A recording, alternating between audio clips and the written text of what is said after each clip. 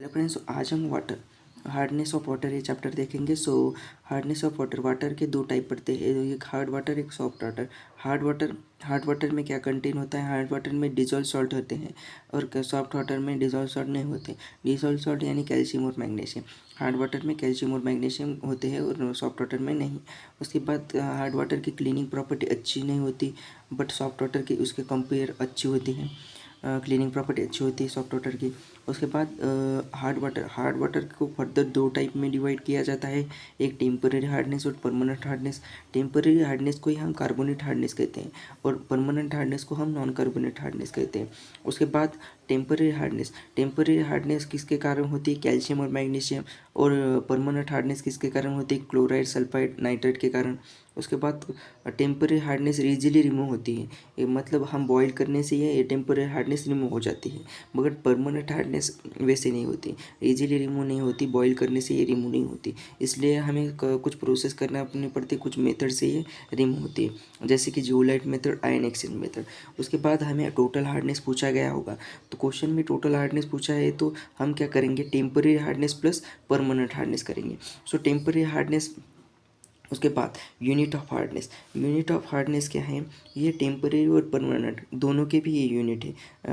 यहाँ पर क्या है? फर्स्ट यूनिट है हमारा पीपीएम। ये यूनिट एग्जाम में पूछे जाते हैं। फर्स्ट यूनिट है हमारा पीपीएम। पीपीएम का मीनिंग क्या है? पार्ट पर मिलियन। एमजी पर लीटर यानी मिलीग्राम पर लीटर। और लास्ट में डिग्री क्लार्क। ये कन्वर्जन आपको न्यूमेरिकल में यूजफुल रहेगा। कन्वर्जन क्या है? 1 ppm इक्वल टू 1 mg पर लीटर। 1 mg पर लीटर इक्वल टू 0.1 फ़ारेनहाइट और 0.1 फ़ारेनहाइट इक्वल टू 0.07 क्लार्क। इस तरह से आप याद रख सकते हैं। उसके बाद हम देखेंगे ईडीटीए मेथड। ईडीटीए मेथड हम क्यों करवाते हैं? ईडीटीए मेथड हम हार्डनेस काउंट करने के लिए करवाते हैं, मतलब हमारे वाटर में कितनी हार्डनेस है ये काउंट करवाने के लिए हम ईडीटीए मेथड करवाते हैं। ईडीटीए मेथड का अनदर नेम है कॉम्प्लेक्सोमेट्री टाइट्रेशन। क्वेश्चन में पूछा जा सकता है कि ईडीटीए मेथड का अनदर नेम क्या है। ईडीटीए मेथड को ही हम कॉम्प्लेक्सोमेट्री टाइट्रेशन कहते हैं। ईडीटीए मेथड का फुल फॉर्म क्या है? ईडीटीए मेथड का फुल फॉर्म है इथिलीन डायमाइन टेट्राएसिटिक एसिड। उसके बाद हम देखेंगे ईडीटी मेथड हार्डनेस किसे काउंट करते हैं ईडीटी मेथड से। तो सबसे पहले हम क्या करेंगे? स्टैंडर्ड हार्ड वाटर लेंगे। आपको मालूम है हार्ड वाटर में कैल्शियम और मैग्नीशियम स्टोर होते हैं। कैल्शियम और मैग्नीशियम होने के कारण हम क्या करेंगे? उसमें बफर सॉल्यूशन डालेंगे। बफर सॉल्यूशन क्यों डाल रहे हैं हम उसमें? क्योंकि हमारे वाटर का पीएच मेंटेन रहे। पीएच कितना रहना चाहिए हमारे हार्ड वाटर का? मेंटेन रहना चाहिए पीएच 10 पर, इसलिए हम यहाँ पर बफर सॉल्यूशन डालते हैं। बफर सॉल्यूशन का काम क्या है? तो मेंटेन द पीएच। ओके, उसके बाद हम देखेंगे उसमें हम हार्ड वाटर में क्या कर डालेंगे फिर? ईबीटी क्या है? ईबीटी एक इंडिकेटर है। ईबीटी का फुल फॉर्म क्या है? तो ईबीटी का फुल फॉर्म है इरिक्रोम ब्लैक टी। यहाँ पर देख सकते हैं ईबीटी इंडिकेटर है और इरिक्रोम ब्लैक टी है, इसका फुल फॉर्म है। अब क्या होगा? ये कैल्शियम और मैग्नीशियम ईबीटी के साथ अटैच हो गए। कैल्शियम और मैग्नीशियम ईबीटी के साथ अटैच हो गए और उसके ईबीटी अटैच होने के कारण हमें वाइन रेड कलर अपेयर होगा, वाइन रेड कलर मिलेगा। मगर ये क्या होगा? ईबीटी के साथ कैल्शियम और मैग्नीशियम अटैच होने के कारण हमारा जो प्रोडक्ट है ये अनस्टेबल होगा। अनस्टेबिलिटी के कारण हम क्या करेंगे? स्टेबल कराने के लिए हम इसमें ईडीटीए डालेंगे।